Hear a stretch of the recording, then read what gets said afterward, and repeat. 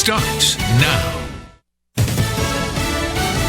Fox News Radio. I'm Dave Anthony. There in mourning in Moscow, a church service for the victims of the subway bombing in St. Petersburg, Russia, which might have been the work of a suicidal terrorist. Fox's Simon Owen live in our European bureau. Dave, a statement from Russia's investigative committee saying it's thought this was the work of a suicide bomber. A suspect has been identified by authorities in Kyrgyzstan as a Russian-born Kyrgyz citizen. Russian officials saying 14 people were killed in the blast. The train's driver has been speaking to reporters, Alexander Kavarin, saying, "I had no time to be scared. I had to do my job." He's been praised for getting the train through to the next station after the bomb went off, allowing quicker evacuations. Dave? Simon, Syrian opposition forces claim a small field hospital has been hit by an airstrike in a northern town hours after a chemical attack. Those are medical workers attending to victims. The Syrian monitoring group says 58 people were killed by the gas. Many more were injured. It's a big day in President Trump's vow to build a big border wall. Today's the deadline for bids for the first design contract. Some bidders have asked if workers will be protected from hostile attacks or if employees would be allowed to carry guns. They're cheering a championship in Chapel Hill. I can't describe this feeling right now. After North Carolina won the NCAA title, Fox's Chris Honig was at the game and joins us live. Dave, the Tar Heels scored the game's final 8 points, sealing the national championship for North Carolina, 71-65 winners over Gonzaga. At the end, when you're watching your kids jump around and the excitement, the thrill they have, there's no better feeling in the world as a coach. Roy Williams becomes the first coach ever to win 3 national championships at his alma mater, the Tar Heels' 6th title overall, Dave. And Chris, some NHL stars are angry. The league will not send its players to the 2018 Olympics in South Korea. Fox News Radio, fair and balanced. 5 times more hires are made through Indeed.com than any other job site, according to independent research. Imagine a lottery that had 5 times more winners, or a Sunday with 5 times more touchdowns. When you're hiring, it makes 5 times more sense to use Indeed. Right now, we're giving new users a $50 credit to post a sponsored job on the world's #1 job site. Claim your $50 credit at Indeed.com/credit. Terms, conditions, and quality standards apply. Looks like some cable and phone companies are trying to sell home security. But when a burglar sees one of their signs in the front yard, what does it say? Oh, wow, this home has 599 channels. Or, oh, these guys have high-speed internet. But the ADT sign, it says, this family trusts the company whose name means security. So beat it. It's no wonder 5 times more people choose ADT to protect their homes. Learn more at ADT.com and to see licensing and terms and conditions. New Jersey Transit is going to be a mess this morning after Monday's derailment at Penn Station in New York. The train partially jumped the tracks at low speed. NJT is going to be operating on a holiday schedule this morning. A New Jersey teenager has admitted to plotting to kill Pope Francis when he visited Philly in 2015. 17-year-old Santos Colon Jr. pleading guilty as an adult. He had hatched a scheme to have a sniper shoot the Pope while setting off explosives nearby. A man he thought was going to help him turned out to be an FBI agent. 3 of the 4 kids who were hurt in 2 separate ATV accidents over the weekend were not wearing helmets. State Police Sergeant Jeff Flynn says it is important to remember. Riders are required to wear helmets regardless of age. Passengers on ATVs are also required to wear helmets, and that goes for dirt bikes and snowmobiles. Parents have to supervise kids, he says, and train them to drive safely. A 14-year-old South Jersey boy involved in one of the accidents killed when he was launched off the ATV. He was not wearing a helmet. If you carry an EpiPen, there's been a recall. The makers of the EpiPen say a manufacturing defect could make them hard to activate in an emergency. A full list of the affected pens on our website. I'm Eric Scott. This is the Town Square News Network. Breaks of sun expected through the midday and early afternoon hours, and that will help to fuel some potential thunderstorms later today. Highs upper 60s to lower 70s. Clearing skies tonight, sun and clouds, and dry tomorrow. Highs mid to upper 60s. More rain ahead on Thursday. If you're looking for a new home, consider new insurance. Franklin Mutual Insurance understands your needs and can offer coverage for the way you live. Beautiful. Find an agent near you at fmiweb.com. Franklin Mutual Insurance, for the way you live. I'm meteorologist Dan Zarrow. From Harry Hurley Way in the world's playground to the broadcast pioneers of Philadelphia Hall of Fame. I want to congratulate my friend, Harry Hurley. You're about to find out why Harry Hurley has been named to the Talkers Magazine list of the 100 most important talk show hosts in the nation. Live from the studios of Town Square Media in Northfield, it's Hurley in the Morning on WPG Talk Radio 104.1. 55 degrees as we begin our third quarter action with Chuck Malamut, the official, the exclusive financial advisor to the Hurley in the Morning program. And Chuck presents all about financial matters every Monday, even Tuesdays when it's, I say the correct day.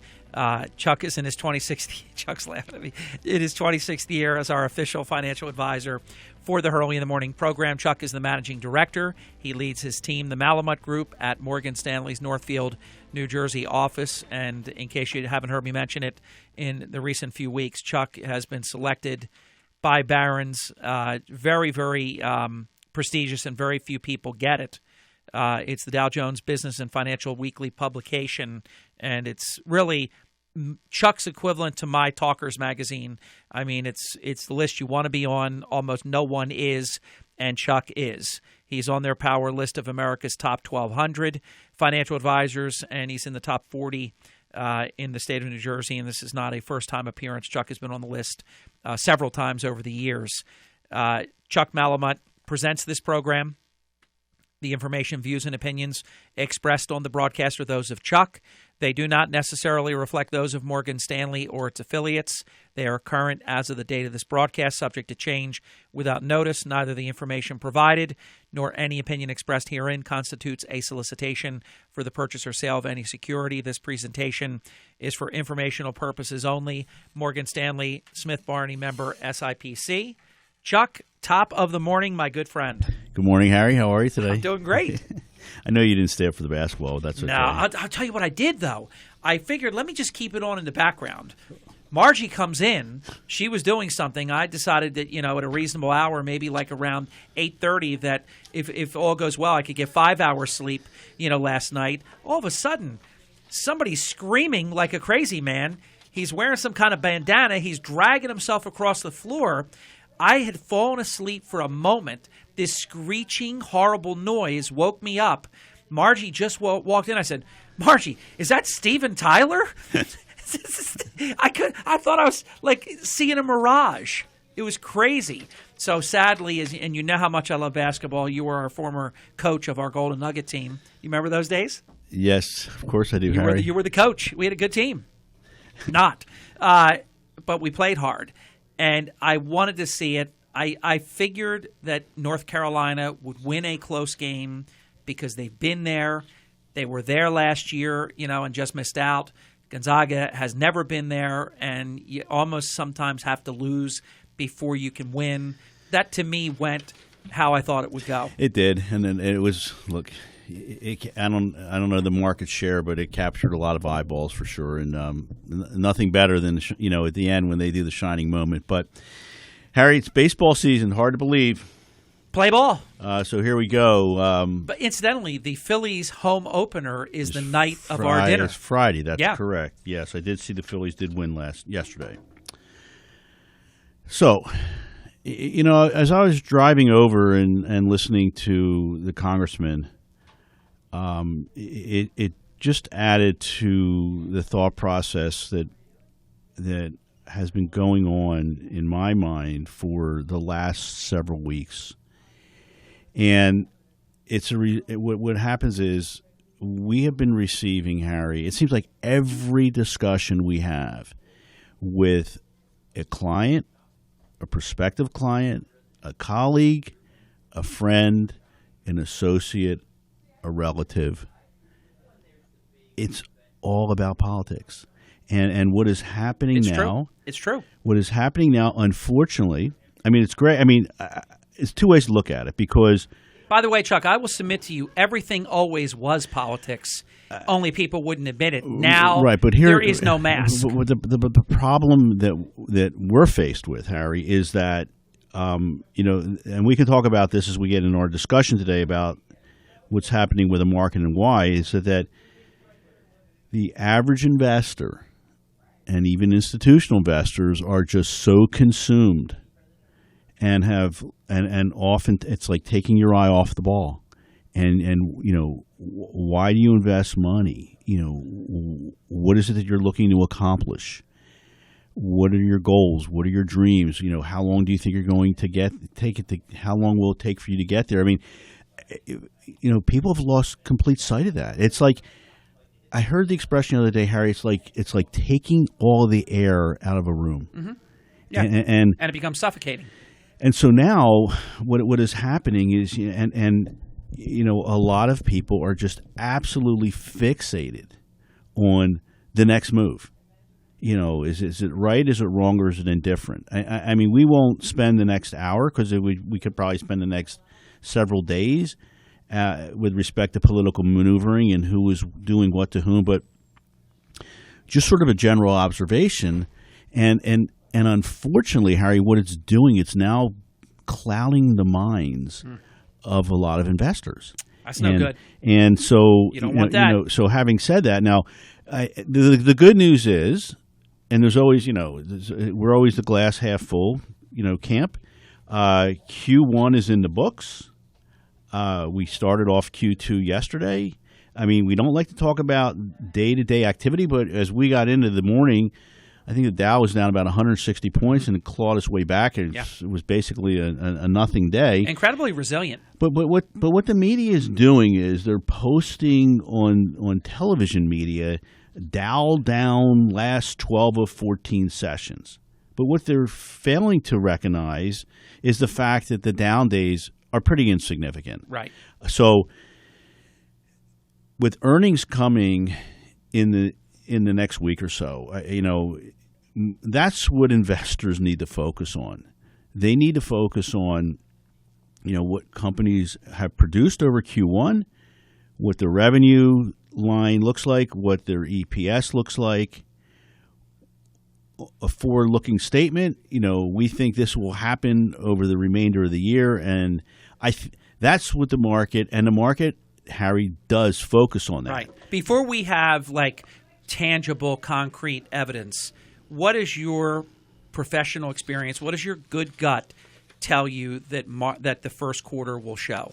So when you look at Q1, it was pretty interesting, Harry, because again, it was dominated by all these political headlines. And on the flip side, we had for the most part, some really good economic data, not only here domestically but also internationally. So the reflation trade that we've talked about, it's in place. So what happened as a result of that, risk assets typically outperform your more conservative type assets, and that being equities outperforming fixed income, and that's what in fact happened over the quarter. Despite a rally that we had a pretty good rally in the last several weeks with respect to fixed income, fixed income kind of got off the mat, Harry, and actually had performed. It was decent, so to speak. But I think what a lot of us as Americans fail to recognize is that, believe it or not, there are some really good things happening, globally. Emerging markets, had a wonderful quarter. I mean, they outperformed all other asset classes, up 11.5%, for the quarter. And that was the results of the EM, or emerging markets, Harry, was because of the expectations of better economic momentum. Okay, so on a go-forward basis, and that ultimately leads to better trade, for emerging market countries.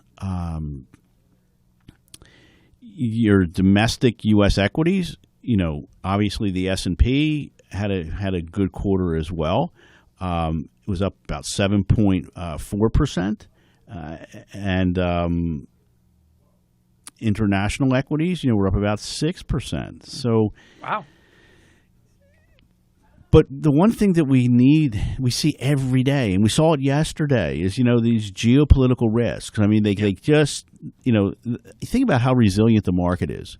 I mean, with the bombing yesterday, I mean, that would have normally been an event that would have I mean, it barely grabbed any headlines. I mean, and it's just. It's because it's our new normal? I hate to say it, Harry, but. Which I hate that term. Yeah, I mean, I'm thinking that we're at the point now where, it just basically is accepted. Yeah. I don't want to say accepted, but. Yeah, it's terrible. We have to get our first break in. We're going to come back. Chuck has much more in terms of market update first quarter 2017. We're also going to talk about March consumer confidence, tax reform, a possible government shutdown. I can't believe, but it was because your call volume was so incredible. I had right on my list of questions the possibility of a government shutdown. I feel so bad that we did an hour with the congressman and that issue did not get addressed, but I wasn't going to jump in and take your time. We had so many calls that we're holding, so I didn't get a chance to get that answer. We'll talk about it with Chuck. Also, economic growth influences market returns. We'll talk about that and more as we continue with Chuck Malamut. A reminder for all of your financial planning needs. That means everything. That means planning for your children's college, planning for your children's weddings, vacation planning, retirement planning, if whatever you want to do, vacation planning. If I didn't say that or I said it twice, for all of your financial planning needs, turn to Chuck and his team, the Malamut Group. 609-383-2010. We'll be back in just a few minutes. This portion of our program also brought to us by the Atlantic City Jitney Association. They began their transportation services in 1915, literally making them one of the longest-running transit companies in American history. The Atlantic City Jitney Association operates 190 jitneys, 24 hours a day, 365 days a year.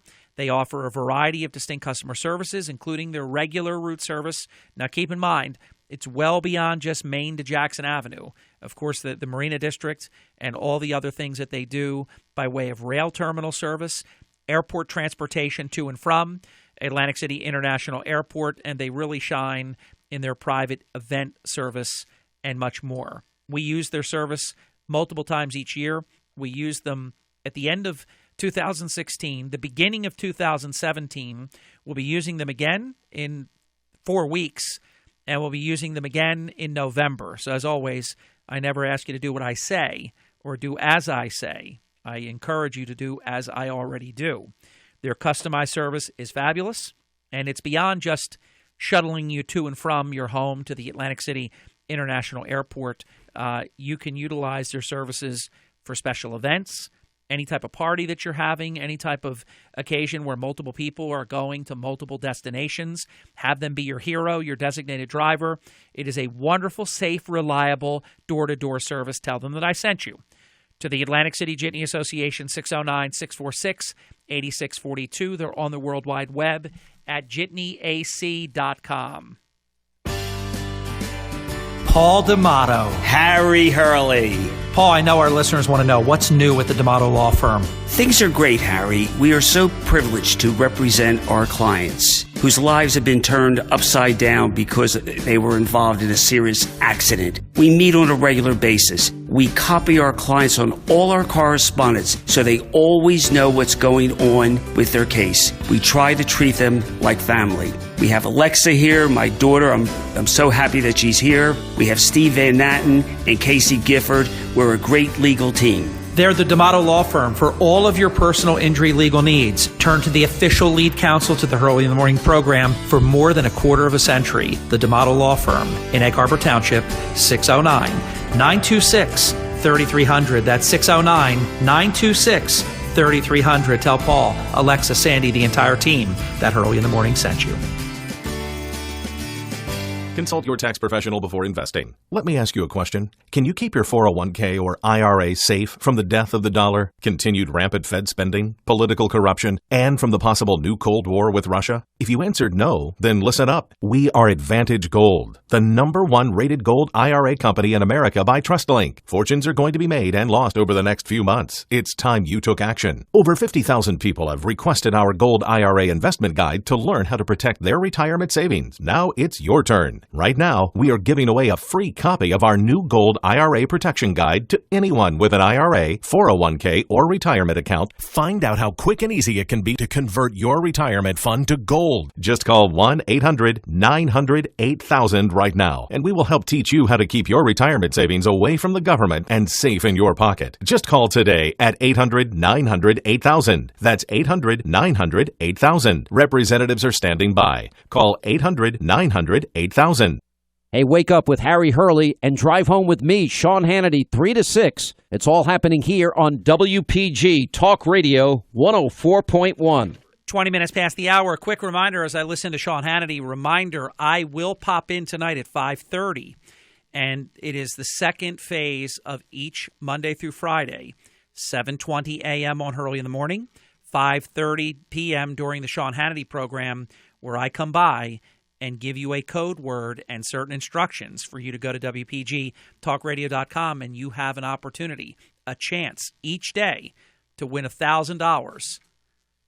Thank you, Mr. President.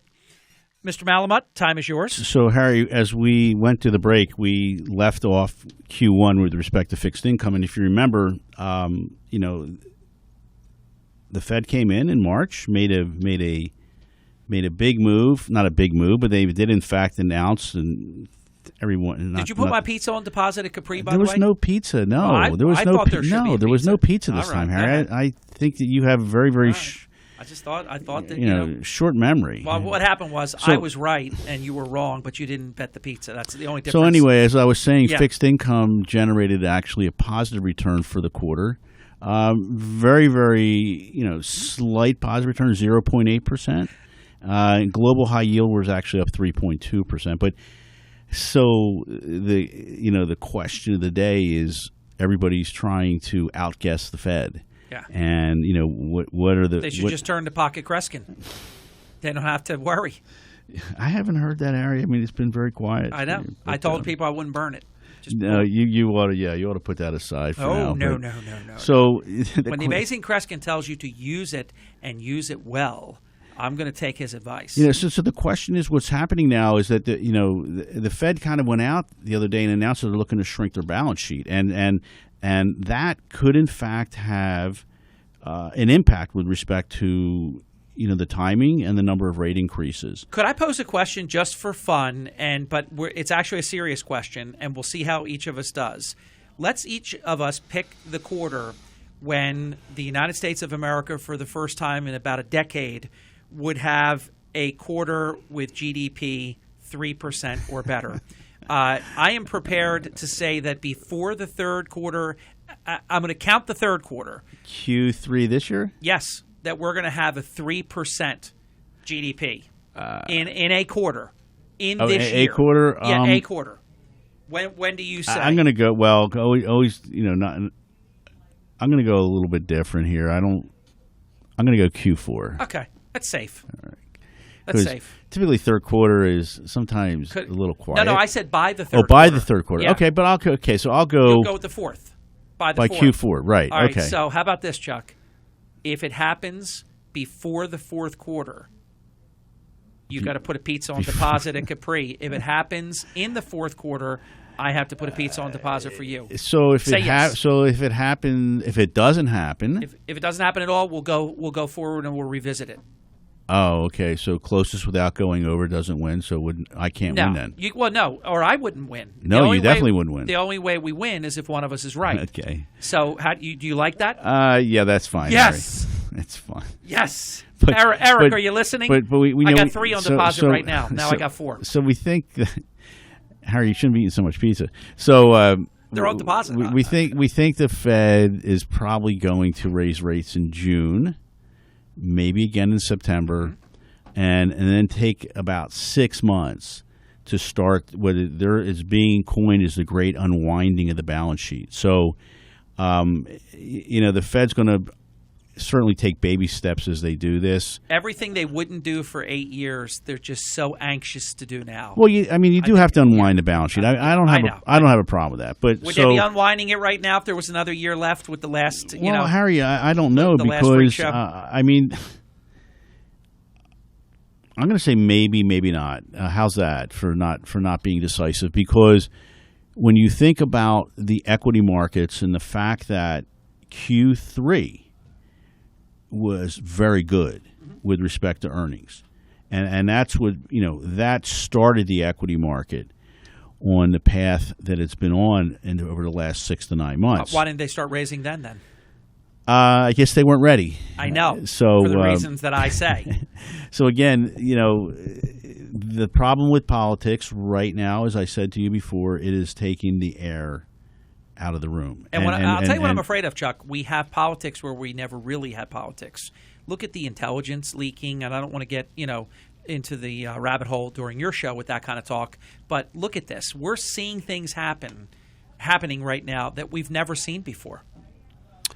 Harry, we're either seeing it now, or maybe it happened before we weren't made aware of it too. I mean, that's if you're not aware, then it kind of didn't happen. Now you can't help but be aware. Right. I mean, and the problem with media, as we know it. And by the way, they weren't unmasking people in the past like this. And the problem is new. The problem with technology and smartphones and iPads and I'll tell you what the other computers problem is. that every you get channel information quickly. With the crawler at the bottom, and every second they're telling you, they're showing the market thing, the ticker every second. It was never like this. You had no time to decompress. Every 30 seconds there was breaking news. Yeah, breaking news. The Dow is up 1/100%. I mean, they're going crazy. Well, that won't get breaking news, but the fact when it's down 1/100 to 1, then it's breaking news. There you go. So what about March consumer confidence? All right, so Harry, when you look at the March data that came in, it hit its highest level, 125.6, in almost 17 years. So if we continue on that trend line, rising consumer confidence will increase, real consumption levels in the months to come. So again, it kind of goes back to, are we at 3% Q3, Q4, whatever it may be. But once you break away from what you're seeing on the daily news feeds, whether it's social media, television, radio, print, internet, the bottom line, Harry, is that the economy is pretty good right now. Now. When you go outside of the general area that we're in and you go to certain parts of this country, it's really good. Yeah. And rising real estate values. The big issue is, and I know that we've debated this back and forth, is what is the real unemployment number. But the fact, if we can print 200,000 plus jobs, on a continual basis, even though we're, quote, at full employment, then what that indicates is that people are actually getting off of the couch and going back to work. Here's what I would say to that. We're at phony full employment, not real full employment. And if these jobs are actually full-time jobs, then we're actually turning the corner as compared to the part-time jobs that were happening and then taking people after 30 days or less out of the workforce, calling them disaffected, or they had a word for them. I think disenfranchised. Discouraged. Right. They called them. We both helped each other there. Discouraged workers. 30 days. It used to be for every $10,000 you wanted to make an annual salary, it took 30 days. Now in 29 days, you're discouraged. So if these are – and look, we have some evidence. The first full month, February numbers were very good. Well, not Harry, even more more important than the fact that whatever the unemployment number is or is not, the fact that wages are starting to increase. It's putting pressure, inflationary pressure, back into the system that we had not seen for years. So if you, and it is in fact happening, replacing existing old jobs with higher paying jobs and then pushing up that average hourly rate, that's obviously positive for the economy. So as a result of that, we're going to end up with inflation. Kind of pushes the Fed saying, okay, what's our next move and when are we going to make the move? And of course, all roads lead to their next moves because they're in sort of the mood right now and the mode. all roads lead to them increasing the interest rate. You know, interestingly enough, when you think about the 10-year, the 10-year Treasury and the high 238, 242, the expectations as this was happening, that number would push through 3%, and it hasn't happened, Harry. We had, as I mentioned before, we had a rally in the fixed income market as we approached the end of Q1. So, who do you follow? Do you follow the bond market? Do you follow the equity market? I mean, that is the big question. We're going to be right back. Halftime break. One more power segment with Chuck Malamut straight ahead. This portion of our program also brought to us by the Virginia Hotel, and let me say also the Virginia Hotel and Cottages, and they are everything that I have been telling you for about a decade and a half. Magnificent. I actually considered it a privilege. We were full rate paying customers, so this is not that I get to go for free and you pay. It was absolutely delightful. Think about it. You can bring the family. You can buy or rent, rather, the amount of space that you need. If you want to have a full kitchen, living room, dining room, multiple bedrooms, you can do all that. They're on the beach, basically a half a block off the beach at 25 Jackson Street. You can reserve either by dialing 800-732-4236. Please tell them that I sent you. Or you can do on this occasion, as I did. But mine was sort of a hybrid because I made my reservation one morning to surprise Margie because we had never stayed in the Virginia Cottages or at the Virginia at all.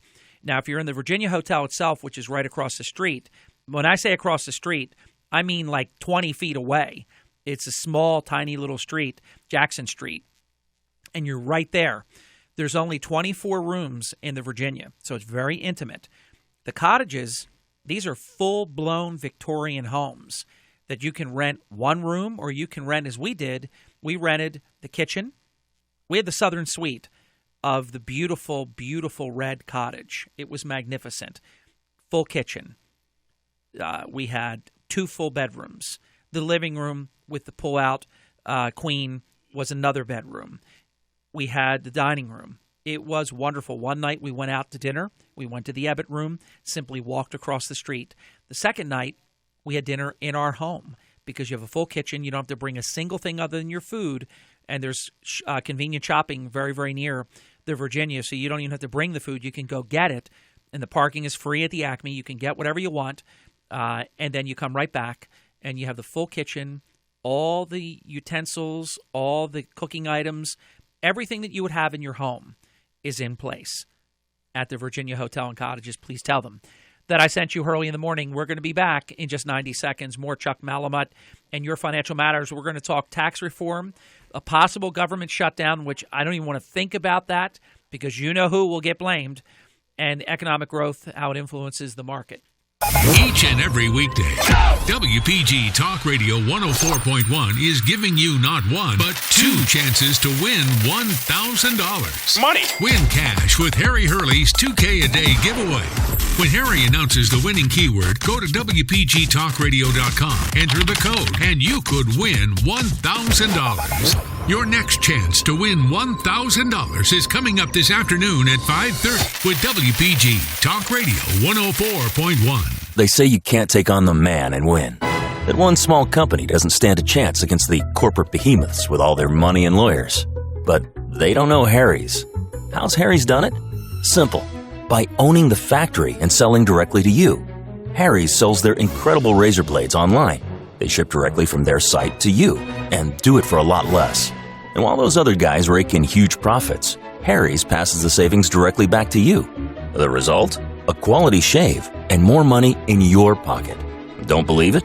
Try Harry's for yourself for free. Just pay $3 in shipping when you sign up. Your set comes with a razor, shave gel, travel cover, and a post-shave balm. That's an almost $20 value, free. There's no catch and no commitment. You can cancel anytime. And quality is always guaranteed. So go to harrys.com now and enter code 1212 at checkout. That's harrys.com, code 1212. Again, 1212. Choose summer at Stockton University. Stockton is offering over 300 courses at 4 locations with 175 online classes. Take advantage of tuition and housing discounts and a special offer to take 3 classes for the price of 2. Learn more by visiting stockton.edu/summer17. Hi, it's Mark Levin. Join me at 6 this evening. Now back to the mayor of the morning, Harry Hurley, on WPG Talk Radio 104.1, South Jersey's talk station. Hey, thanks very much. 34 minutes past the hour. Chuck Malamut is here, the official, the exclusive financial advisor for the Hurley in the Morning program, for the Hurley in the Morning charity. 609-383-2010. That's your phone number to reach Chuck and his team, the Malamut Group, at their Morgan Stanley, Northfield, New Jersey office, 609-383-2010. And I promise you, one phone call, one sit down with Chuck, and you will fully appreciate his perfected concept of total asset management coupled with the all-important asset allocation. And that's why over 3 decades, Chuck has been able to do what he has been able to do for so many good people, because he has a concept that works, that's based upon the long haul, and it works, and it works well. All right, so Chuck, are we on tax reform right now? So Harry, as I don't need to beat a dead horse, so to speak, but we all know about what happened with healthcare. So with that not happening, and the fact that tax reform as we know it could become a little more difficult. A major component of this American Health Care Act was a $1 trillion repeal of taxes that were enacted as part of the Affordable Care Act, and then corresponding cuts to Medicaid. But without that baseline reduction now, policymakers are going to have to find other revenue offsets, making tax reform a little more challenging. So, and maybe not as robust as it would have been. Yeah. So what happens is now the Trump administration is now shifted to their major focus is obviously now on the Trump agenda, tax reform. When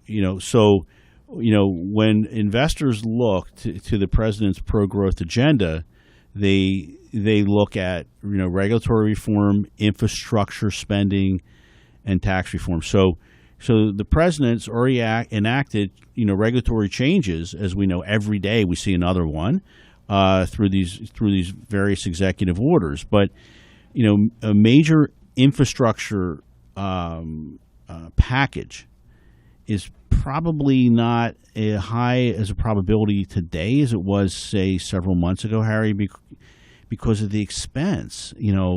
Where's the money coming from? So that means that tax reform, especially corporate tax reform, is probably the biggest political economic driver right now at this point in time. So,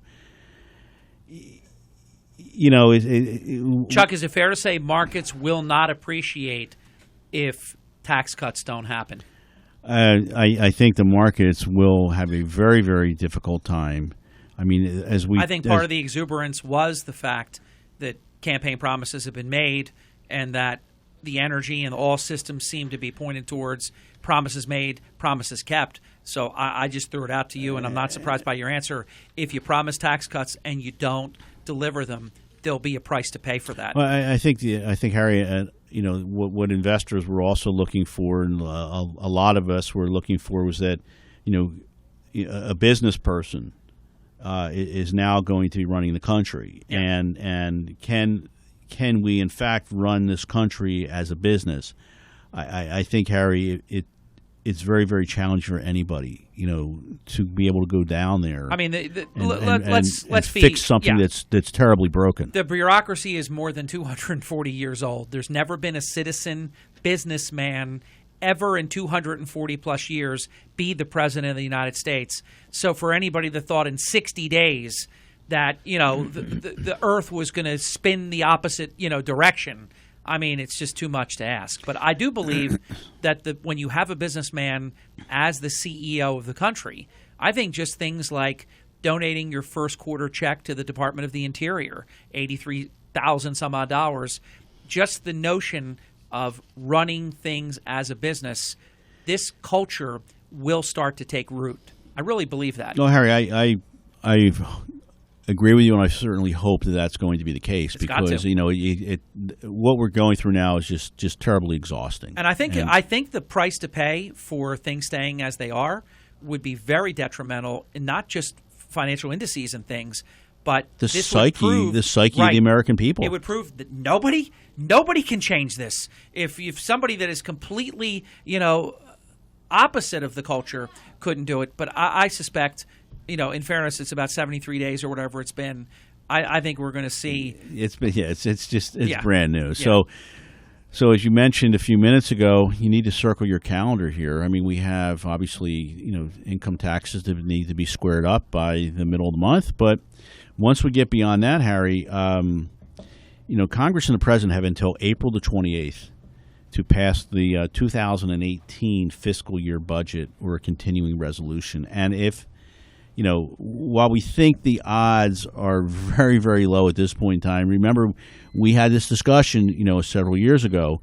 But unless or until tax reform is passed, the debt ceiling is going to be an increasing political problem in the second half of this year. And I think just say hypothetically, I'm also leaning towards that it's a low possibility, but. There are people starting to whisper, if we had a government shutdown, even a partial government shutdown, I think there would be a lot of heck to pay. Yeah, and I definitely they need to avoid that.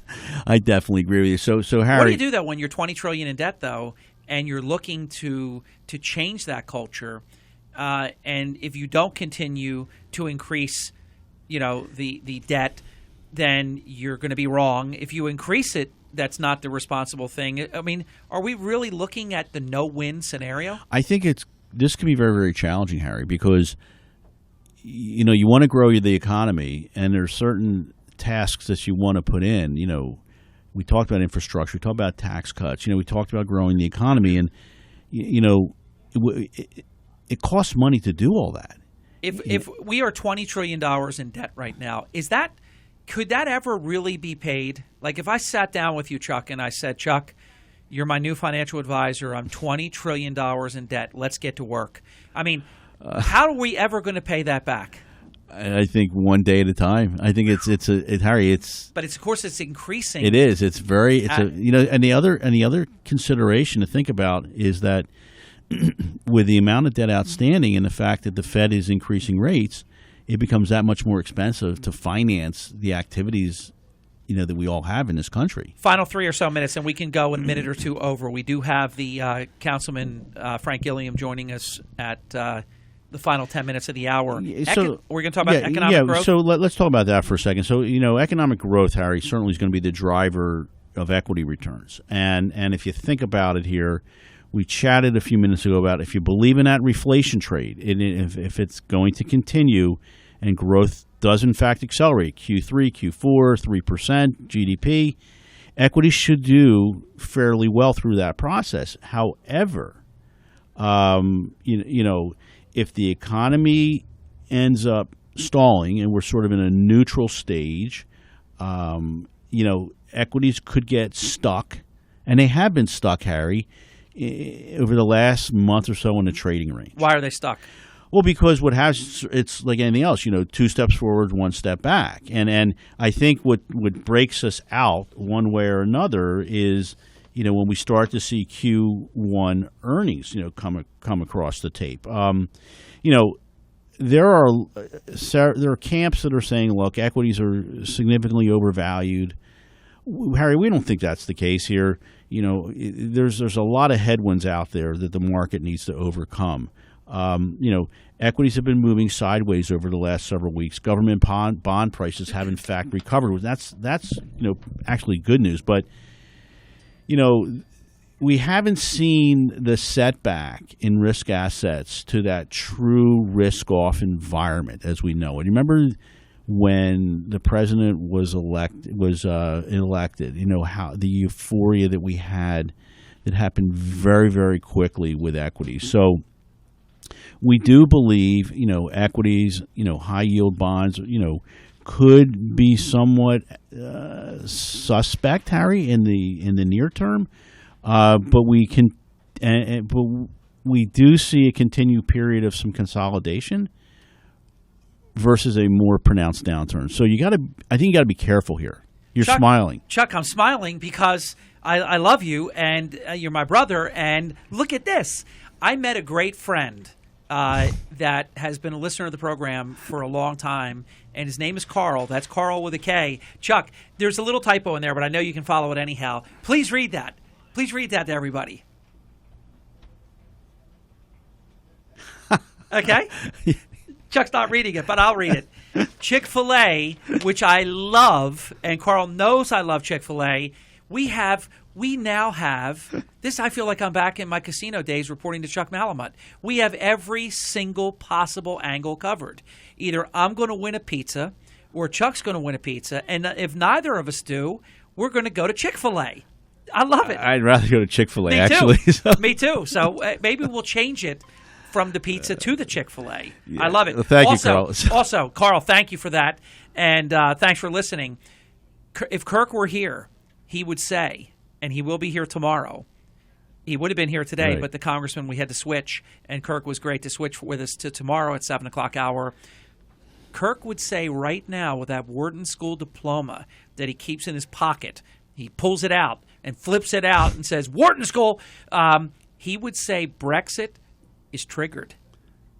Oh, yeah, absolutely. There's no doubt about that. So when you look at, and again, this was something, Harry, I can't continue to get the beat down, and that's okay. But beat down. No, it's all right because actually, the equity markets, globally speaking, particularly over the pond, so to speak, did relatively well since the time that happened, the election. So, but as I mentioned to you before, as we kind of get into the conclusion of our discussion today, investors seem really concerned about politics as a possibility for a potential market setback. I mean, we talked about the debt ceiling. That's come back, to be in play. There's not a lot of progress, Harry, with respect to the 2018 budget agreement. Tax reform could end up with some roadblocks. I mean, the president said he is going to be more involved in putting legislation together, with tax reform than he was with health care. So, we're pretty certain that there will be a bill, Harry, that will get out there and will in fact get passed. However, without the baseline reductions that were part of that health care reform, any tax bill that comes out, Harry, it needs to be revenue neutral or expire within 10 years to avoid a Democratic filibuster. So you think about this, it's going to get, we think it passes, but more limited than most of us hoped, and that could, in fact, have somewhat of a negative impact in the equity markets. I would hope after health care is fixed, maybe there could be additional tax benefits after that happens. So look, we're still positive, with respect to equities. We think there is a higher probability of returns there versus some fixed income, but I think it's we're the old expression, you got to sleep with one eye open right now. Chuck, thank you for a great visit. For all of your financial planning needs, turn to Chuck and the Malamut Group at Morgan Stanley's Northfield, New Jersey office, 609-383-2010. Till next time. Harry, thanks for having me. Well done, my man. And Carl, thank you. You made my day. Eat more chicken. And that is spelled Chikin. And Gail Marandino, don't get mad at me. That's how you spell chicken when you're eating Chick-fil-A, which I love. I've been eating Chick-fil-A since I was a teenager in Atlanta. That was decades before it was here in New Jersey. Oh, my gosh, I've always loved Chick-fil-A. When we come back in 2 minutes, we're going to be joined by Atlantic City Councilman at Large, the endorsed candidate of the Atlantic City Democratic Committee, Frank Gilliam, in a Hurley in the Morning exclusive for the final 10 minutes of the hour.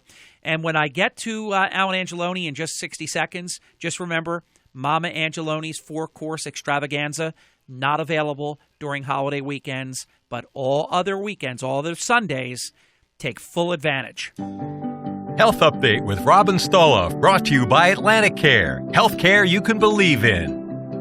Spring is in the air and summer's not too far behind, and there's nothing like the thought of wearing shorts and tank tops to motivate us to get back to the gym. Yet while we start strong, it can be tough to maintain that momentum. What can make it easier? Well, we need to make it fun, just like when we were on the playground as kids. Here are 4 tips that can help you enjoy your time at the fitness center. Listen to music that you love during your workout and keep your playlist updated. Change up your workout often so it doesn't get stale. Bring a friend with you to go to the gym. It will keep both of you accountable and motivated. And last but not least, try something different. Sample a new class or instructor. If you do cardio all the time, try weight training or yoga. Our body and our mind do better when we keep our workouts fresh, exciting, and most of all, fun.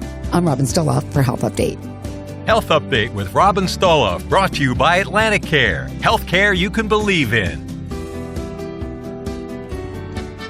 For nearly 4 decades in the Ducktown section of Atlantic City at the corner of Arctic and Georgia Avenues, Angeloni's 2 Restaurant and Lounge has featured the finest Italian-American cuisine in Atlantic City, preparing all meals to order. Lunch is served Monday through Friday, dinner served 7 nights a week. Every Monday, Angeloni's 2 presents the most interesting Monday nights. Mondays at the bar from 5 p.m. to 10 p.m., featuring $2 Dos Equis beer, $2 Miller & Miller Lite, $5 New Amsterdam martinis, $5 appetizers, and additional complimentary food will be served on the hour. The food will change weekly, at times even hourly. Happy to report Mama Angeloni Sundays from 4 p.m. to 11 p.m. still in effect. A wide variety of fabulous 4-course $25 dinner selections remain in effect for parties of 10 or less. For more than 10, just turn to Alan and he will customize a party package that works great. To make a reservation for lunch or dinner, call Alan Angeloni. Tell him I sent you early in the morning. 609-344-7875.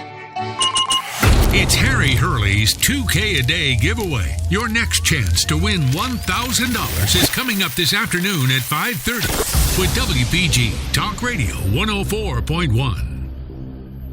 Ladies and gentlemen, this is a very important interview, and we have about 9.5 minutes to conduct it. And I'm really happy that the morning after we have this opportunity. I also want to thank my multiple sources, because when you sleep about 4 to 5 hours a night, that's all I get. There's no way I could have been there. But because I have so many good friends that were literally transmitting to me what was happening, I was able to break in real time that first, because they did it. I didn't quite understand it, but how it turned out showed there was absolutely no shenanigans, that they were having a separate vote for mayor and council concerned me a little bit at first, because you can't nominate Frank Gilliam 27-3-1 and then go fill his his new ticket, if you will, with people from the other slates. It just would have been completely unworkable. But the entire Gillian slate crushed it. Frank Gillian Jr. literally won in one of the most lopsided votes in Atlantic City Democratic Committee history for mayor. 27-3 with one abstention over Marty Small. I mean, I don't know what Marty Small is thinking today, because that, to me, last night was one of the most important steps in the entire election, especially if you're the Democrat mayoral candidate running in Atlantic City. You need to be in column A on June 6th, 2017 primary, and your 3 running mates for council at large have to be in that column A, because now you are running with Phil Murphy, with Colin Bell, with Vince Mazzio, with Karen Fitzpatrick, with Thelma Witherspoon, with I think the sheriff, the constitutional office actually is before the freeholders, with Eric Scheffler for sheriff, and so on and so forth. An enormous, enormous step was taken by Frank Gilliam Jr., George Tibbet, Mo Delgado, and Jeffrey Fauntleroy II. Extraordinary, I have to say. And, Councilman, you're an honest broker. I've known you since you were a high school basketball player, even though it makes it sound like I'm a lot older than you. It's just I started reffing at a very young age. We're actually contemporaries as I look at it. But are you surprised? I'm going to just confess. I knew you were going to win. I said to Councilman Tibbet that all 4 of you were going to win, but I did not expect 27-3.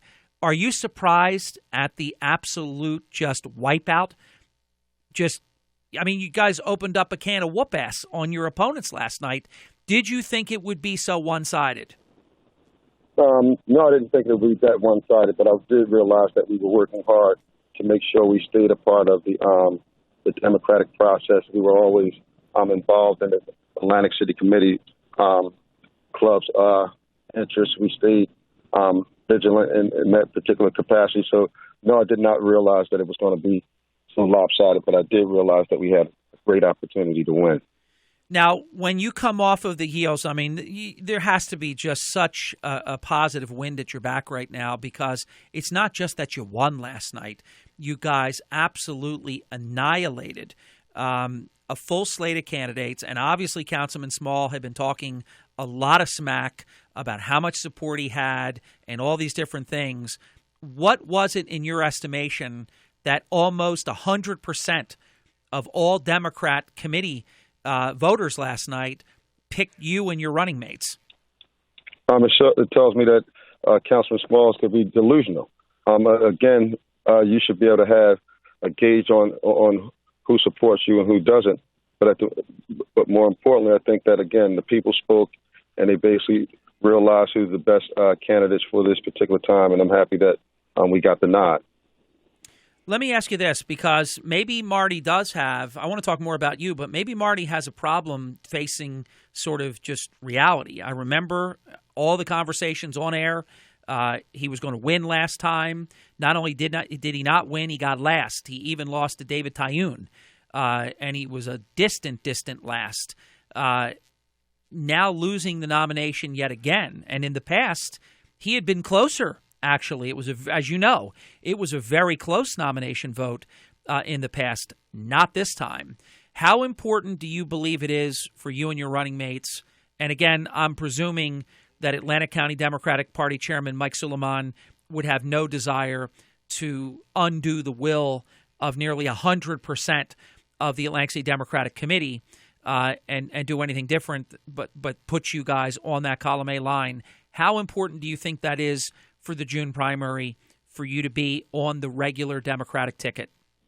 It's extremely important. You know that the line means almost close to extra 800 votes, but it also means that people above, on the top of the ticket, as well as us at the very bottom of the ticket, can actually work in unison. But I did want to make one thing mention. This is a huge victory, but yet and still, there's still a lot of work to be done. And me as a competitor, I'm still running as if though I'm 5 points behind because, again, we have a lot of work ahead of us.